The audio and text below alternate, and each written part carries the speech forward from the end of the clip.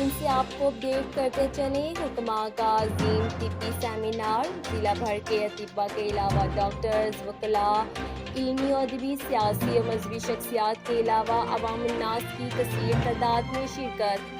Seminar سے قومی طبی کونسل کے صدر، ڈی ایس ضلع مڑی بہاؤالدین، ڈاکٹرز ایسوسی ایشن کے صدر ڈاکٹر طارق محمود جدڑ اور حکیم حامد مسعود بھٹا نے خطاب کیا۔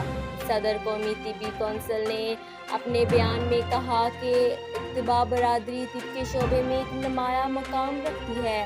انہوں نے کہا کہ طبیب کو عطائی نہ سمجھا جائے، کیونکہ طبیب ہرگز عطائی نہیں بلکہ طبیب 4 سالہ ڈپلومہ حاصل کر کے اپنا مطلب بناتا ہے، پھر دیسی جڑی بوٹیوں سے مریضوں کو بہت سستا علاج مہیا کرتا ہے۔ حکیم حامد مسعود بھٹا نے کہا کہ جو لوگ اپنی ادویات میں انگریزی ادویات مکس کر کے دیتے ہیں، ان کا طب اور طبیب سے کوئی تعلق نہیں۔ ریسرچ کرنا سائنسدانوں کا کام ہے، حکیم اور ڈاکٹرز کا کام تشخیص اور تجویز کرنا ہے۔